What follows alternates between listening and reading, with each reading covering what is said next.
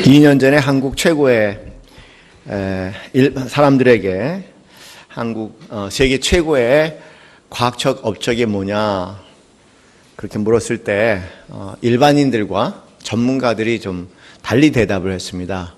일반인들은 아마 여러분들 다 아실 거예요.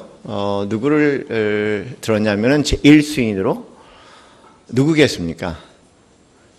아인슈타인 맞습니다. 제 1순위로 아인슈타인을 들었습니다. 그 아인슈타인의 무슨 원리? 상대성 원리를 얘기하셨습니다. 범상치 않은 교회네요. 그런데 이제 과학자들은 아인슈타인을 1순위로 들지 않고 전문 과학자들은 양자역학을 들었죠. 인류 역사상 가장 위대한 발견으로서 양자역학을 제 1순위로 올려놨습니다. 낯설죠? 양자역학이라는 단어 자체가. 사실 아인슈타인은 상대성 원리로 노벨 물리상을 탄 분이 아니고,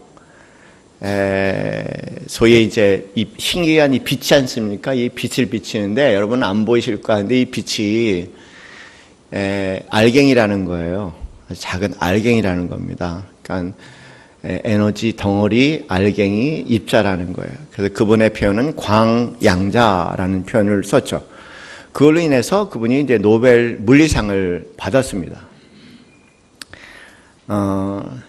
신기한 것 중에 하나가 유대인들은 빛에 대한 관심이 굉장히 많아요. 그래서 어느 연구가들이 왜 유대인들은 빛에 대한 관심이 그렇게 많을까? 연구한 자료에 의하면은 이제 어린아이들이 자라면서 부모님들이 성경책을 읽어주고 성경책을 이해하기 식으로 얘기해 줄 때 제일 신기해하는 게 뭐냐면 성경을 피면서 하나님께서 뭐가 있으라? 빛이 있으라. 그게 어린아이들에게는 굉장히 신기하게 느껴지나 봐요. 그래서 빛이 있으라 그 말, 그리고 이어서 창조하는 그 모습이 어린아이들에게는 이런 말할 수 없이 신기하고 굉장한 호기심을 일으킨다는 거예요. 그 유대인 어린아이들은 다 빛에 대해서 굉장히 관심이 많대요. 그 중에 한 어린아이가 당연히 아인슈타인이었겠죠. 그래서 빛에 대한 늘 호기심을 갖다가 어느 날 많은 연구를 통해서 빛이 알갱이다, 빛 알갱이다라는 것을 이제 발견을 해낸 겁니다. 그런데 우리는 사실 그거보다는 아인슈타인에 대해서 이 아인슈타인의 상대성 그 법칙에 대해서 저희가 더 잘 알고 있죠. 빛에 대한 관심은 계속 있었나 봐요. 그 알갱이랑 빛이 성격이 알갱이라는 걸 발견하고 빛에 대한 관심이 계속 있어갖고 빛을 계속 바라봤나 봐. 우리 온종일 빛을 평생을 바라보면서 호기심을 가지 무슨 일이 일어날까. 역시 천재는 천재야. 뭘 하나 해도 제대로 바라보고 제대로 집중하는 것 같아요. 그 다음에 이분이 이제 관심을 가졌던 건 뭐냐면, 빛이 이제 1초에 30만 킬로를 달린다는 거를 이제, 우리 학교에서 들었지 않습니까? 빛의 속도가 일정하다. 이 빛이 얼마나 빠른지, 그 빛의 그 광원에서, 이제, 퍼져가는 빛의 속도가 30만 킬로 1초당. 참 상상이 안 되잖아요. 그렇죠? 30만 킬로라는 거예요. 근데 이 친구가 이제 죄송합니다. 이분이 이제 어떤 또 호기심을 가졌냐면은 만일 사람이 빛의 속도로 달린다면, 그러니까 빛과 똑같은 속도로 달린다면은 무슨 일이 일어날까? 하여간 쓸데없는 생각을 너무 많이 해, 천재들은. 그래서 천재인가 봐. 여러분 자녀들 가운데 별 쓸데없는 얘기 많이 하면 얘가 천재가 될까 염려하시기 바랍니다. 그런 생각을 한 거예요. 그러면 그가 이제 긴 연구 끝에 발견한 것이 이제 상대성 원리라고 하는 거죠. 사람이 만약에 빛과 1초에 30만 킬로로 빛과 똑같은 속도로 달리면 무슨 일이 일어날까라고 발견한 놀라운 수학적이고 그 실제 측정적으로 결론 내린 것은 뭐냐면 사람이 빛과 똑같은 속도로 지나면은 오늘 우리가 경험한 시간의 개념, 그러니까 과거니, 지나간 과거니, 또는 지금 이 순간이니, 앞으로 올 미래라니, 이런 과거, 현재, 미래라는 그런 시간 개념이 없어져 버린다는 거예요. 그게 과거, 현재, 미래가 한순간에 그냥 하나라는 거예요. 하나. 그러니까 우리 그 시간이 상상이 안 되죠. 그죠? 예. 상상이 안 됩니다. 아, 시간이라는 것이 그런 특성을 가지고 있구나. 다시 말해서 빛의 속도만큼 빨리 달려가면은요, 그러면은 빨라지면은 시간이 점점 느려진다는 거예요. 그래서 거의 빛의 속도로 달려가면은 시간이 없어진다는 거죠. 이해가 됩니까, 이게 지금? 예. 그런데 그건 사실 이걸 의심하는 사람 하나도 없습니다, 지금은요. 그냥 의심한다면 우리가 조금 지식이 부족하다, 그렇게 얘기를 해야 되겠죠. 그거를 말도 안 되라고 얘기할 수는 없는 얘기거든요. 모든 과학자가 그렇게 했고, 모든 일들이 그렇게 지금 그걸 통해갖고 모든 거를 정리하고 발견하고 물건을 만들어내고 그렇게 하고 있으니까.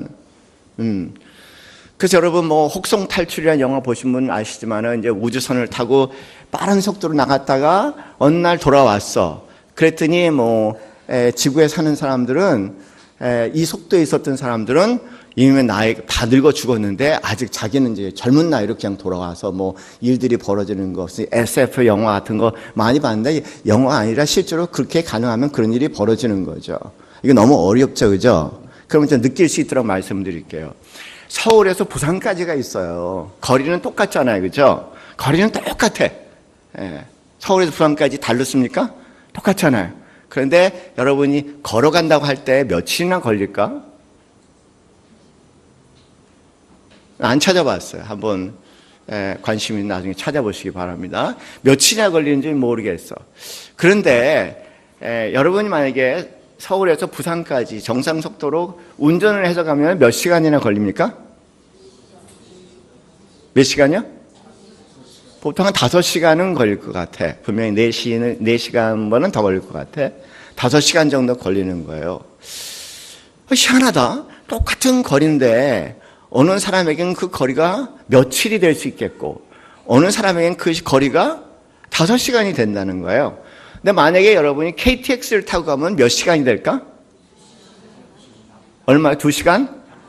1시간 반이요? 예. 몇 시간? 2시간 반. 2시간 반. 예, 저 안 타봤어. 저는 운전하는 거 아직 좋아하니까 그냥 가지 안 타. 근데, 만약에 이제 2시간 반 걸린다고 얘기합시다. 2시간 반 걸린다고 얘기합시다. 똑같은 거리인데, 어떤 사람에게는 며칠이 되고, 시간이라는 게, 계산은 24시간 같이 5일을 걸렸다. 그러면은 120시간. 그렇게 얘기하겠지만은, 어느 사람에게는 5시간이라고 얘기하고, 6시간이라고 얘기하고, 어느 사람에게는 2시간 반이라고 얘기해. 그러면 시간이라는 게 뭐를 의미합니까? 도대체 여러분에게? 뭐가 속은 것 같지 않아요, 지금요? 그런데, 그건 그렇다 치고, 참, 어렸을 때 제 로망 가운데 하나는, 그리고 답답하고 속상했던 일 중에 하나는 뭐냐면, 빨리 어른이 되고 싶은데, 왜 이렇게 시간이 안 가는지 몰라. 저 같은 경험하신 분들 여기 적지 않을 거예요. 빨리 자라서 어른이 되고 싶고, 어른이 돼서 내가 하고 싶은 대로 막 하고 싶은 거예요. 예. 근데 지겹더라고, 시간이 안 가. 근데 요새는요, 시간이 이렇게 한 3달, 저는 한 3달 지나간 것 같은데, 1년이 확 지나갔다는 거예요. 너무 요새 허전해요. 허무해요, 지금요. 또 갔어? 이건 계속해서 연초에 예배 드렸다가 그냥 연말에 예배 드리는 둘이 마치 연결됐다는 느낌이 들 정도로 시간 개념이 무너지기 시작하는 거예요. 다 이유가 있습니다. 제가 말씀드렸어요. 빠르면 시간이 천천히 가고 느리면 시간이 빨리 간다. 어린 아이들은요, 팍 빨라. 후다닥 애들 벗잖아요. 그렇죠? 걔네들은 시간이 잘 안 가. 그런데 우리는 동작이 점점 느려지잖아요. 행동이 점점 느려. 옛날에는 요 시간에 5가지를 했었는데 이제는 한 가지 하기도 점점점 벅차지는 시간이 되는 거예요. 그래서 시간이 안 가는 거야. 귀신이 고칼 노릇이 아니라 이상하다는 것이 아니라 정상이라는 얘기예요. 제가 말씀드린 것은 시간이라는 것이 우리가 상식적으로 알고 있는 것처럼 그렇게 자로 재듯이 모든 사람이 똑같게 되는 게 아니라는 겁니다. 여러분이 우리 지구에 딱 발을 붙이고 살아서 그렇지 여기 아는 시간은 전부라고 생각하시겠지만 여러분이 이 자리하고 태양하고 가운데 정도에 계시면 거기 시간은 여기 시간하고 전혀 다른 시간이에요. 시간 개념 자체가 달라. 똑같은 어간을 지나도 시간이란 개념이 전혀 다르게 느껴져. 그러니 만약에 여기에서 우주 그 어디에 있다고 생각하면은 이거하고는 전혀 다른 시간이 되겠고, 그럴 수 있는지는 모르겠죠. 우주 밖이 만일 있다고 생각한다면, 우주 바깥까지 나간다면은 당연히 시간 개념은 우리가 알고 있는 시간 개념하고 전혀 다른 시간 개념이죠. 우리는 많이 아는 것 같지만 빛이 뭔지에도 좀 제대로 모르고 있고요. 많이 아는 것 같지만 시간에 대한 개념도 잘 몰라. 그런데 그걸 다 알아도요, 하나님은 잘 모르겠어.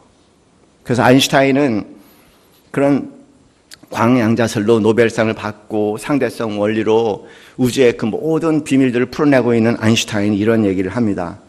자기 일기에 쓴 거죠. 내가 알고 싶은 것은 어떻게 세상을 창조했는가 이다. 그러니까 아인슈타인이 과학에 그렇게 혼동 몰두했던 동기가 있는 거야. 도대체 세상이 어떻게 창조되었을까? 이런저런 현상들이나 이런저런 원소, 스펙트럼 따위에는 흥미가 없다. 열심히 연구하면서도 나는 신의 생각, 나는 하나님의 생각을 알고 싶다. 무슨 놈의 욕심이 이렇게 셀까? 하나님의 생각을 알고 싶다.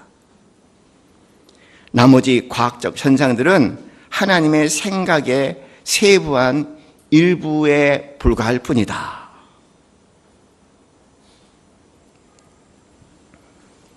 제가 여러분에게 이 말씀 꼭 드리고 싶어요.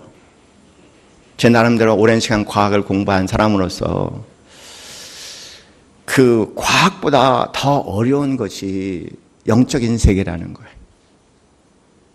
아인슈타인이 그 천재성, 전대미문의 천재성을 다 발휘해서 이 자연을 대상으로 해서 이 자연의 세계를 대상해서 발견했던 그것들이 과연 하나님의 생각을 담아낼 수 있는, 하나님의 생각을 담을 수 있는 그런 길이 될 수 있을까? 답은 노죠.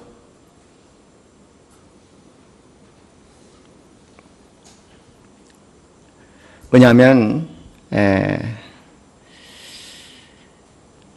과학이라는 것은요, 그냥 자연 세계의 원리를, 이치를 발견해서 그렇다 설명한다면 하나님은 그 자연을 창조하신 초자연적인 하나님이기 때문에 어떤 과학을 들이대도 결과적으로 하나님 발견할 수 없다는 겁니다. 이 부분에 대해서는 아마 제대로 공부한 사람들은 겸손하실 거예요. 대개 보면 과학을 어설프게 아는 사람들이 할 말이 좀 많은 법이에요. 어떻게 진리에 가까이 가면 갈수록 어떤 형태의 진리든 가까이 가면 그걸 어떻게 설명할지 몰라갖고 오히려 더 무거워지고 침묵 가운데 들어가는 것이 답이 아닐까.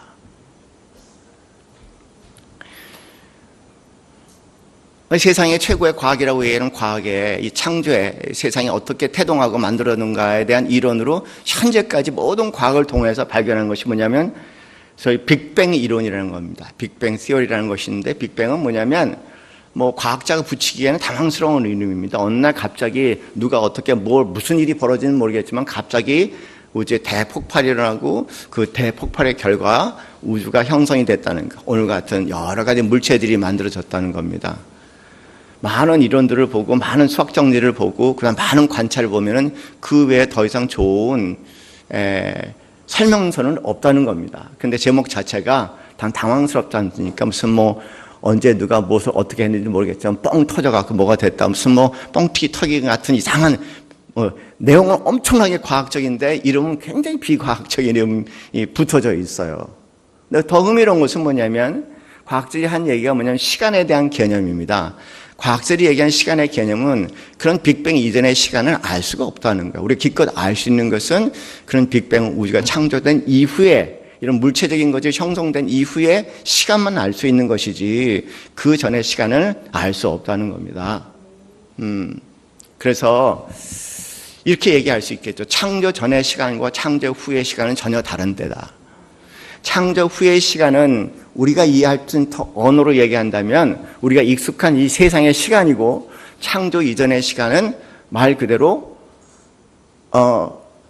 그냥 정지된 것 같은 시간들하는 거예요. 그것을 영원이라고 얘기를 하죠. 영어로는 eternality라고 얘기를 합니다. 영원이라는 그런 이름을 붙이는 겁니다. 그리고 그 영원성 가운데 살아가는 생명을 eternal life, 뭐죠? 영생이라고 얘기하는 거예요. 사랑하는 성도님들, 우리가 좀 한 가지 분명히 마음에 새겨야 할 것이 있어요. 네, 복음이 뭔가? 교회 안에서 복음에 대한 얘기 많이 들었습니다. 도대체 복음이 뭔가? 네, 복음은 영생입니다.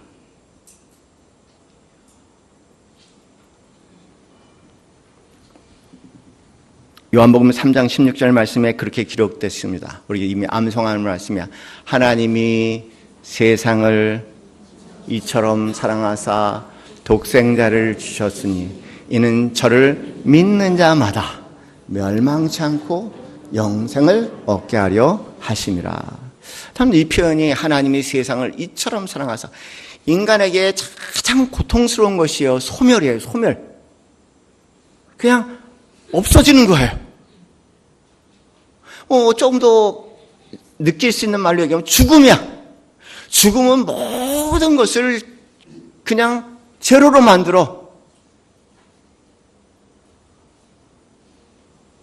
너무 허무해.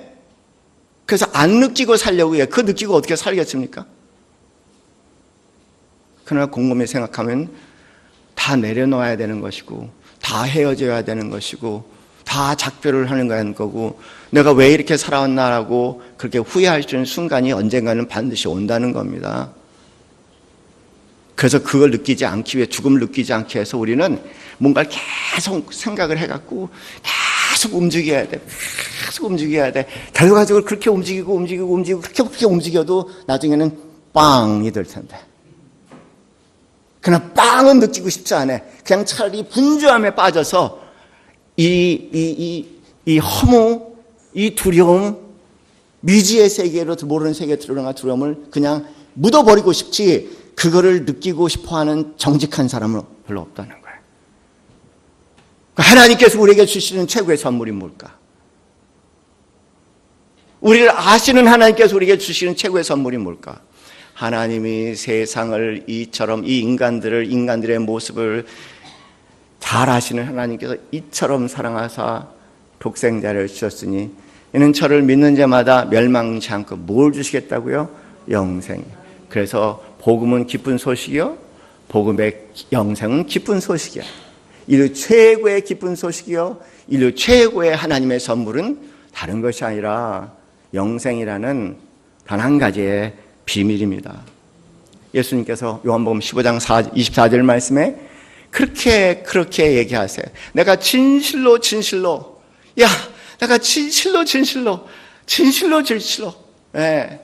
이 진실로라는 말을 2번 쓰면은요, 유대인들 사이엔 큰일 나. 뭐냐면 그대로 이루어지지 않으면 돌 맞아 죽어야 되거든요. 내가 목숨을 걸어놓고 얘기하겠는데, 내 체험, 내 경험으로 얘기하면은 내가 진실로 너에게 이르노니 누구든지 내 말을 듣고 또 나 보내신 그를 믿으면 영생을 얻었나니 심판에서, 무슨 심판인지 생각해 보세요. 심판에 이르지 아니하니라 사망에서 생명으로 옮겼느니라. 또 영생에 대한 얘기를 하셔. 왜 예수님의 영생을 얘기하실까? 여러분, 요한복음 17장 3절 말씀에 그렇게 기록되어 있지 않습니까? 우리가 오늘 같이 암송한 말씀이에요. 그렇죠? 자, 함께 해보겠습니다. 시작. 영생은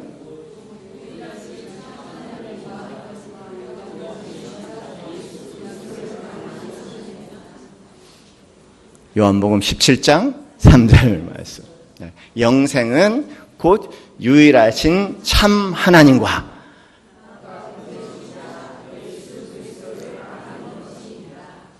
그렇죠. 그러니까 예수님은 영생이시라고 얘기하는 거예요. 성삼일체 하나님 아버지, 예수 그리스도, 그리고 성령은 영생이라고 말씀하시는 겁니다. 그래서 그분을 알아가면 알아갈수록 영생이라는 것이 내 삶의 실체로 점점점 분명해지고 구체적이 된다는 얘기죠. 나중에 감사합니다. 감사합니다. 다른 거 다 필요 없어. 죽을 때 내가 뭐가 필요하겠습니까? 뭐고 들고 가겠습니까? 우리 친척 가운데 잘 사는 분이 계셨는데 돌아가시고 난 다음에 뒷정리를 하는데 침대 밑에 돈을 얼마나 깔아놨는지 정리하다가 돈 주는 사람 많아요. 그거 한 푼도 못 가져가죠. 얼마나 허무하겠습니까? 눈을 못 감았으니까. 너무나 미련이 많아서 눈을 못 감았으니까. 못 감는다고, 눈 안 감는다고 영생하는 것도 아니니까.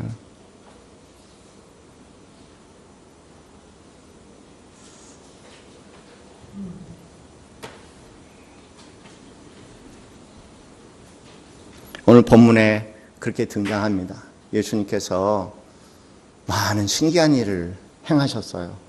여기 니고데모라는 한 청년이 젊은 친구가 그걸 본 거죠. 아, 저거는 보통 사람이 할 수 없는 거. 하나님과 뭔가 깊은 관계가 있는 분 같아. 그래서 여기 단어에는 표적이라는 단어가 그런 단어거든요. 어떤 신적인 존재가 있다는 것을 가르쳐주는 증거를 표적이라고 얘기했는데 그 표적을 보고 당신이 하나님이 보내시지 않으면 이런 일이 일어날 수 없습니다. 얘기한 거죠. 그랬더니 예수님께서 엉뚱한 말씀을 하셨어요. 그 엉뚱한 말씀은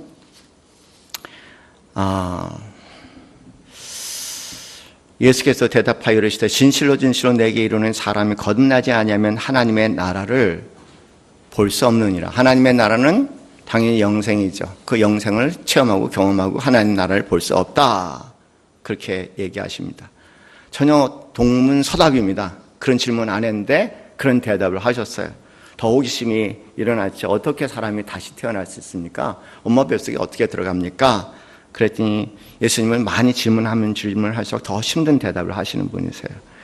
더 나가서 요한복음 3장 5절 말씀에 갑자기 또 진실로 내게 이르는 사람이 물과 성령으로 나지 아니하면 하나님 나라에 들어갈 수 없다. 이것도 뭐예요? 물과 성령으로 나지 아니하면 그 영생에 하나님 나라에 들어갈 수 없다. 그렇게 말씀을 하십니다.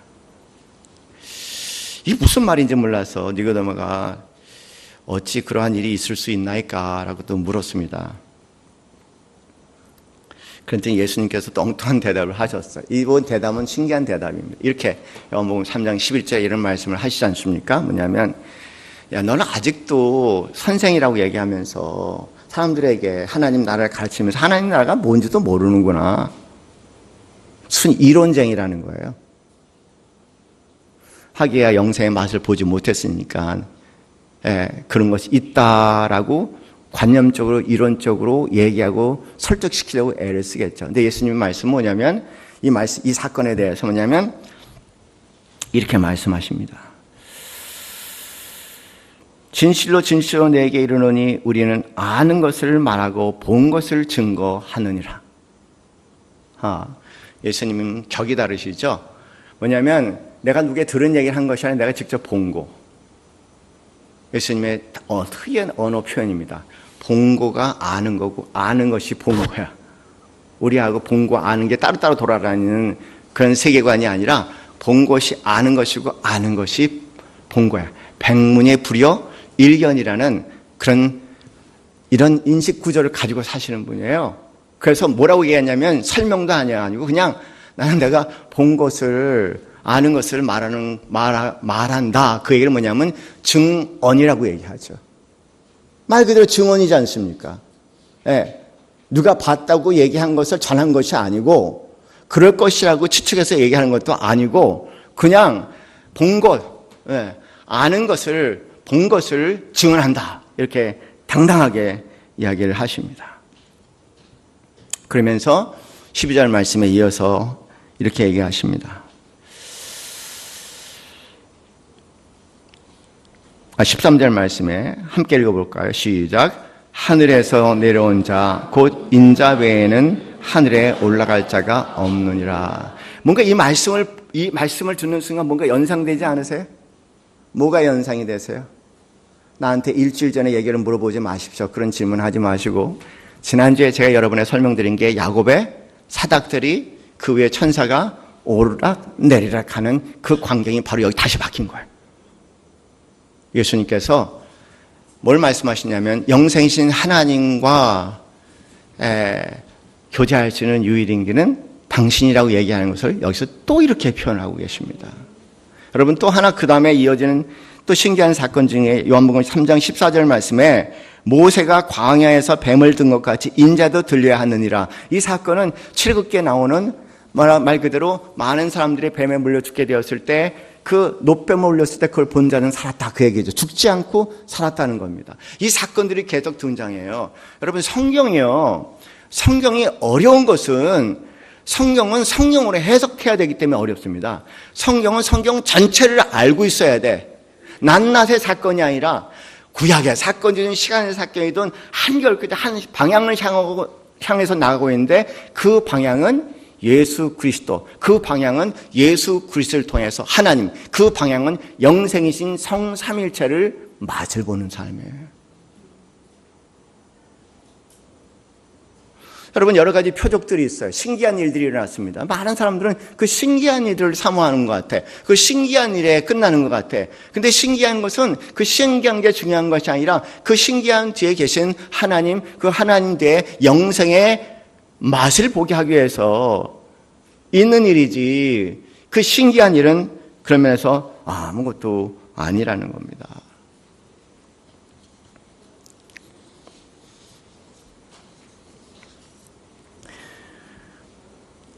복음은 영생입니다. 소원풀이가 복음이 내 소원대로 되는 것이 복음도 아니고, 우리 아이들 기도했는데 입시에 합격했다, 그거 복음이라고 생각하면 큰 착각이죠. 때로는 참 혼돈스러워요. 한국의 미신과 이상하게 기독교가 혼합된 종교가 돼서 그런지 무슨 하나님이 복음이 이 땅에 어떤 소원을 풀어주시는,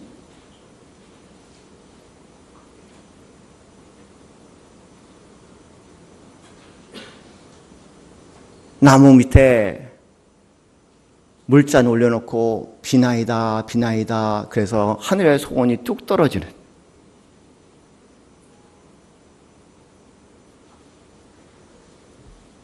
그 정도로 생각한다는 것은 말할 수 없는 비극이요, 하나님에 대한 모욕입니다.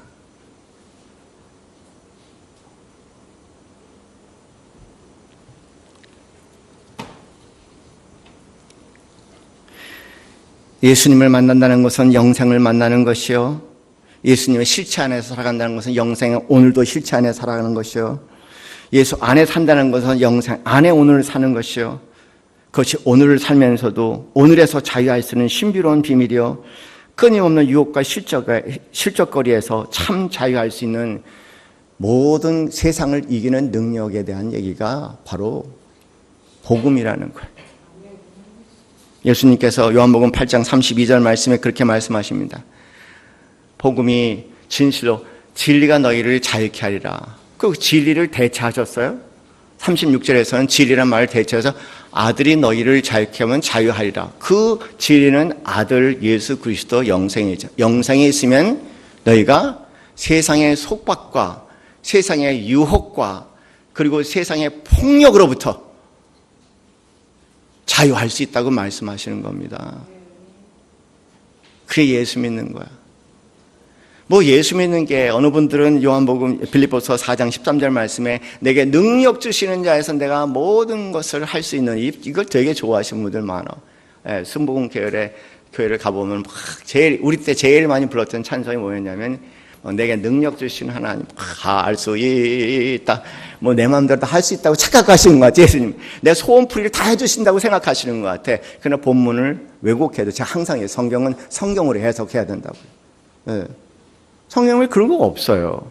오히려 여러분이 많은 사람이 인용하는 빌립보서 4장 13절 말씀은 내가 궁핍함으로 말하는 것이 아니 어떤 형편이든지 나는 자족하기를 배웠느니 나는 비천에 처할 줄도 알고 풍부에 처할 줄 알아 모든 일에 배부름과 배고픔과 풍부와 궁핍에도 처할 줄 아는 일체의 비결을 배웠다고 말씀하시면서 내게 능력 주신 자 내가 모든 것을 할 수 있다니까 인생을 살면서 이 인생이 나에게 던져주는 수많은 것들에 대해서 거기에 얽매이고 울고 불고 마치 그것이 우상처럼 그걸 숭배하며 살아가는 그런 종살이에서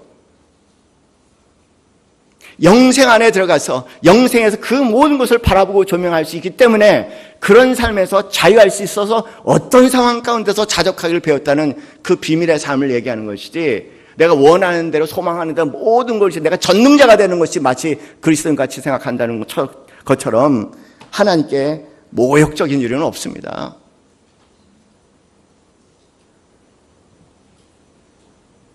그래서 요한일서 5장 4절 말씀에 무릇 하나님께로 난 자마다 세상을 이긴다고 표현했어요. 세상을 이기는 거, 세상에서 자유하는 거예요.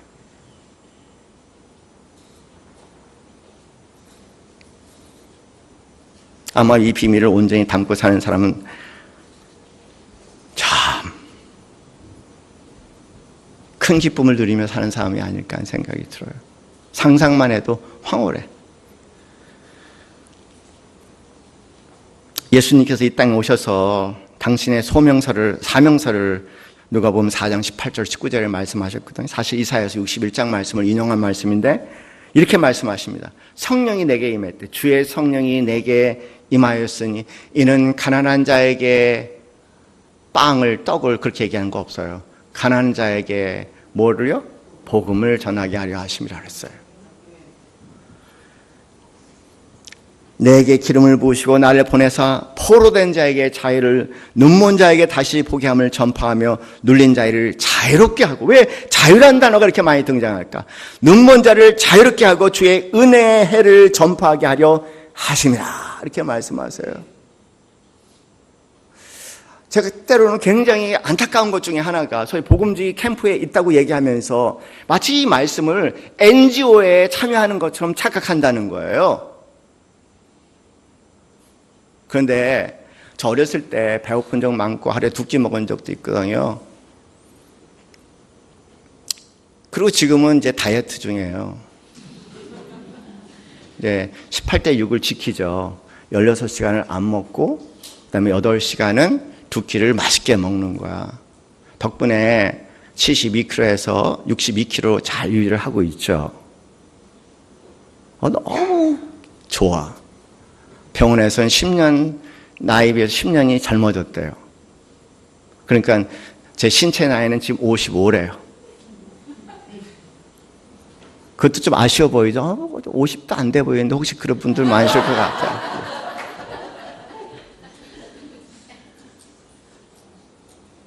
그런데 한 가지 생각해야 하는 것은요. 돌아보면 그때 행복하고 지금 행복하고 생각한다면 과연 지금이 그때보다 더 행복할까? 생각하면은 아닌 것 같아요.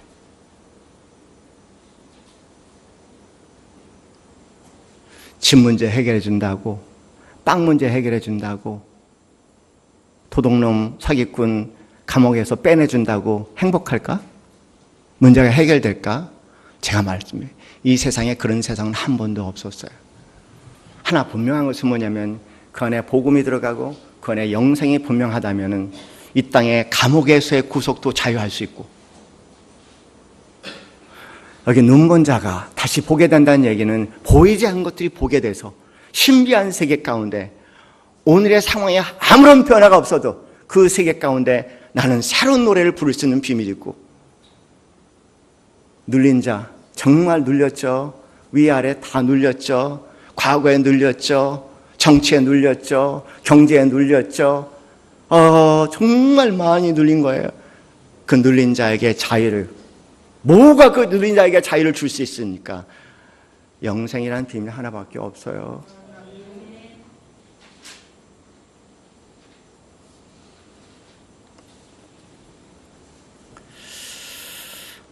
사도 바울이요, 그리스도인을 핍박하려고 다메섹이라는 곳을 향해서 가다가 부활하신 예수님을 만났죠. 그쵸? 부활하신 예수님 만났잖아요. 뭘 만났다고요? 뭘 경험했다고요? 뭘 만났고 뭘 경험했다고요? 네. 영생을 만났고 영생을 경험한 거죠. 그의 삶이 180도 선회했습니다. 180도. 또 그런 얘기합니다. 신기한 경험을 했는데 14년 전에 셋째 하늘에 이끌려 갔다고 얘기했습니다. 뭘 경험했을까? 영생을 경험했겠죠. 그런데 그걸 말로 어떻게 표현을 할 수 없다는 겁니다. 낙원으로 이끌려가서 말로 표현할 수 없는 말을 들었으니 사람이 가히 이르지 못할 말이로다.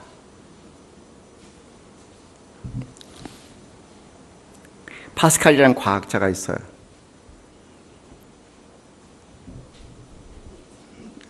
많은 사람들이 알고 있는 데카르트라는 유명한 과학자고 철학자, 당대의 쌍벽을 이뤘던 수학자입니다.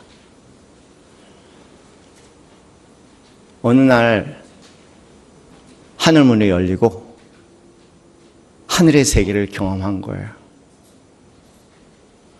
그 한 번의 사건으로 180도 삶이 달라지지 않습니까? 너무 먼 얘기 같으면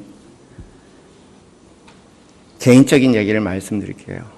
증언을 말씀을 드릴게요. 누구에 들은 이론이 아니라 제가 경험했다고 얘기하면은 안 믿을 것 같아서 제가 다른 얘기를 드릴게요. 저는 제 평생에 저희 어머니께 받은 가장 큰 선물은 가시기 3개월 전이었어요.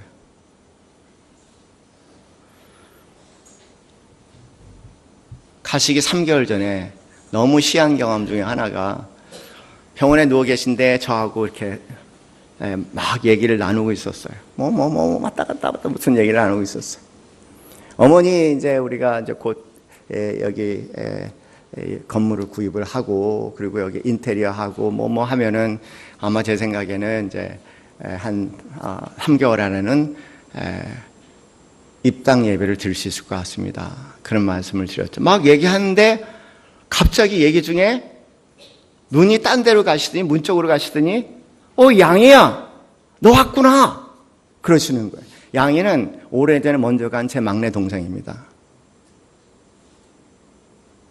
제가 만약에 이 표현에 한마디도 더 한다면은, 꾸며낸다면은 하나님의 큰 심판이 저에게 있을 겁니다. 그러면서 계속 나를 잊어먹고 이 얘기가 이해가 진행이 되는 거예요. 반갑다. 더 좋아졌다. 상대는 말이 없나 봐. 어떻게 지냈니? 말이 없어. 나는 안 보이니까. 돌아서시나 봐. 돌아서나 봐. 어디가? 돌아서는 방향을 보니까 어린아이들이 그렇게 많어. 왜냐하면 우리 막내가, 저희가 청운동에 살 때 좀 뜰이 넓었거든요. 동네 아이들 다 모아놓고 복음을 전하느라고 얼마나 애썼는지 몰라. 처녀가 죽었는데 그렇게 많은 사람들이 왔어요. 그 가운데 선교사도 이제 많고 목사도 여러 명 돼 있죠. 어머니 하시는 말씀이, 아이고 애들을 그렇게 좋아하더니 또 애들한테 가는구나. 그 굉장히 섭섭한 마음. 얘기하고 싶었는데, 궁금한 게 많았는데 거기까지는 괜찮아. 갑자기 나를 보더니 앞에서 끊어진 얘기가 다시 이어지는 거예요. 계속요. 저는 지금 그 시간과 공간이 어디 있었는지를 모르겠어. 실제인지 가상인지 나는 모르겠어.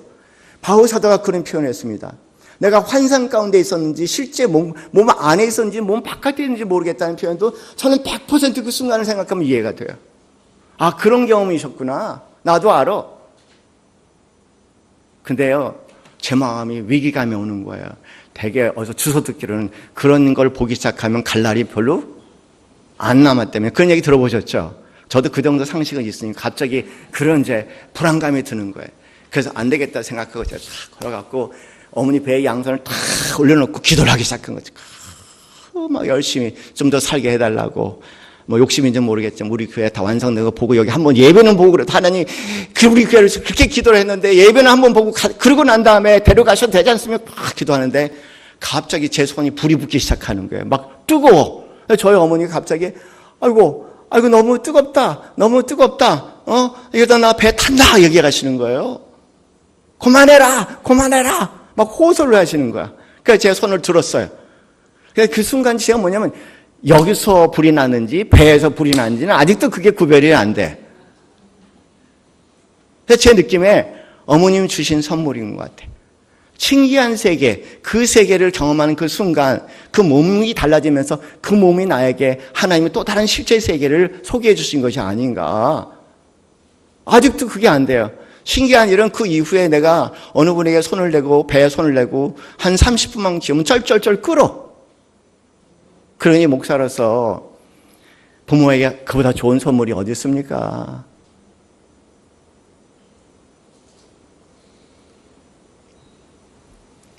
그런데 그 어머니가 가시기 전날 밤에 금요 기도를 마치고 찾아뵀는데, 어머니 이제 내일 모레면은 여기 입당 예배 드립니다. 그날 119 불러서 누워서 예배 드릴 수 있도록 해드릴게요. 조금만 버티세요. 그랬는데 임종예배 일주일 후까지 계속, 임종예배를 이미 드렸는데 갑자기 살아나셔서 일주일 더 계셨어. 그러니까 뭐 흔히 해서 입신 경험이라고 해서 다른 세계 들락날락 끊임없이 하셨던 그런 시간들이었으니까. 근데 그날 밤 저한테 하시는 말씀이 이 얘기예요. 안 간다. 그러시는 거예요. 왜요? 어머니가 저를 위해서 그렇게 기도하시고 교회에서 얼마나 기도하시고 그 여기 입당 예배 드릴 때 같이 한 번은 예배 드릴 수 있도록 얘기했는데 왜 안 가세요? 그랬더니 단 한마디에 끝났어요. 너희 교회가 천국보다 낫냐? 할 말이 없어요.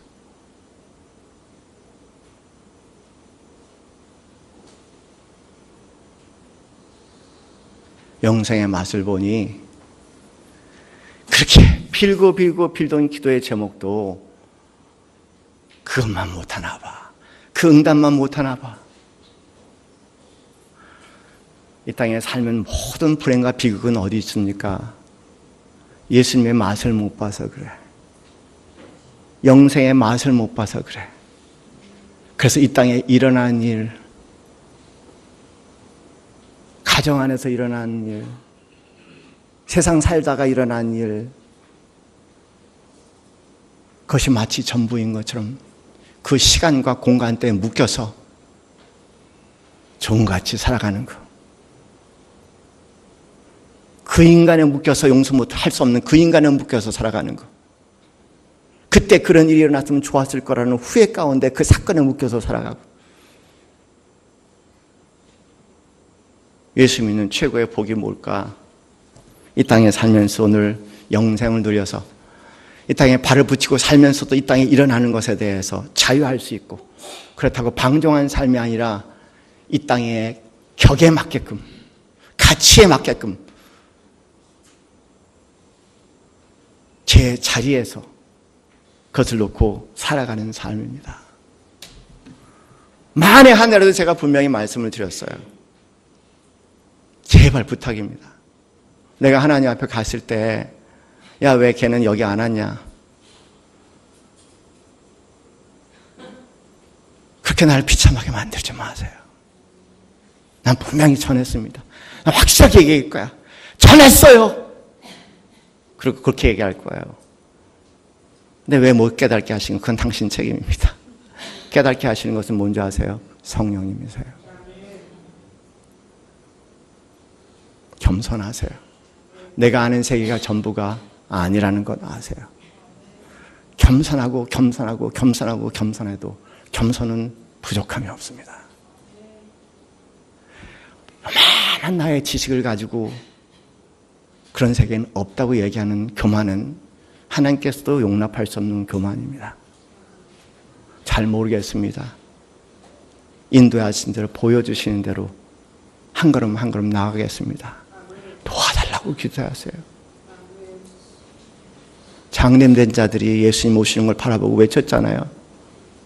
다윗의 아들 예수여, have mercy on me. 나에게 자비를 베푸소서. 나에게 자비를 베푸소서. 그것을 볼 수 있는 성령의 기름 부으심을 허락해 주시옵소서. 그 은혜 가운데 오늘의 환경과 여건이 하나도 바뀌지 않아도 새하늘과 새 땅이 되셔서 이 가운데도 찬송 부르다가 세상을 이기는 믿음 가운데 사시는 우리 사랑하시는 성도님들 되시기를 주님의 이름으로 축원합니다. 기도합시다.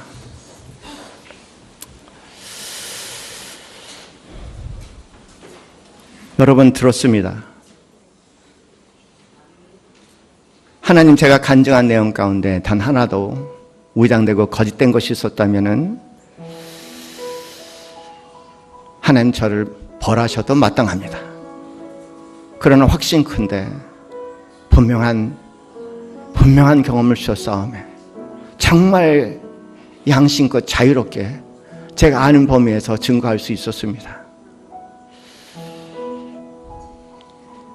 이 땅의 모든 집착을 툴툴 내려놓을 수 있고 이 땅의 모든 상처와 모든 아픔다, 이 땅의 모든 고통과 이 땅의 모든 폭력도 다 털털 내려놓고 새로운 삶을 살 수 있는 영생 복음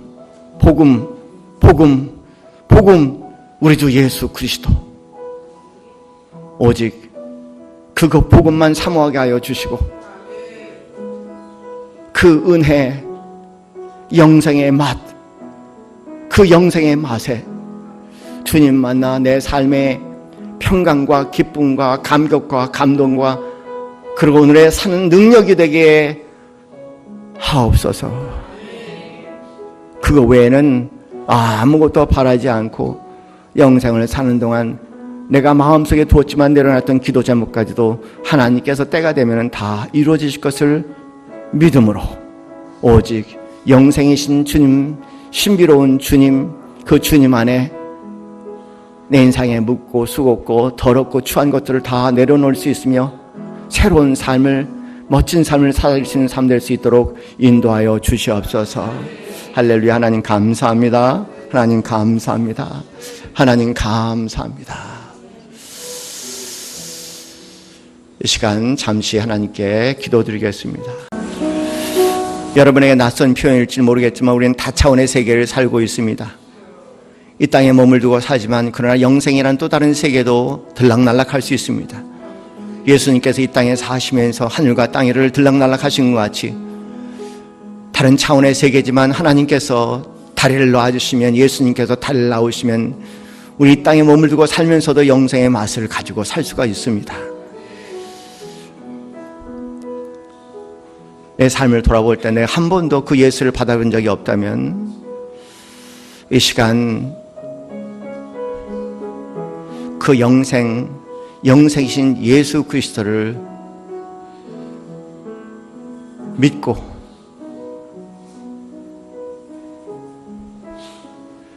그리고 영생의 그 비밀스러운 삶에 한 걸음 더 깊게 들어가길 소원하는 여러분 되시기 바랍니다. 오직 그것만 바라보다가 세상과 나는 간 곳 오직 구속한 주만 전부되다가 진실로 질저 살아있지만 죽은 자의 삶이 아니라 진실로 산 자의 생명의 삶을 살 수 있는 자가 단 한 번이라도 되게 해주시옵소서.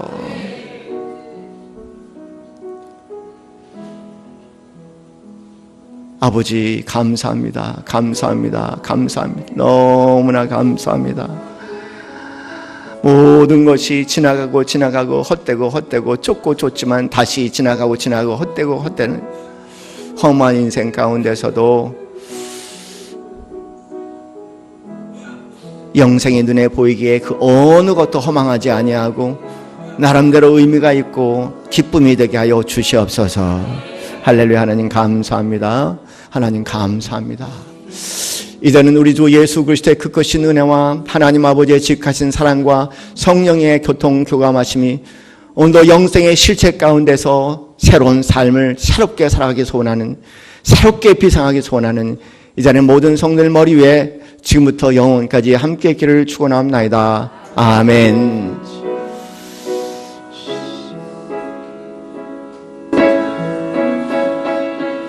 아버지.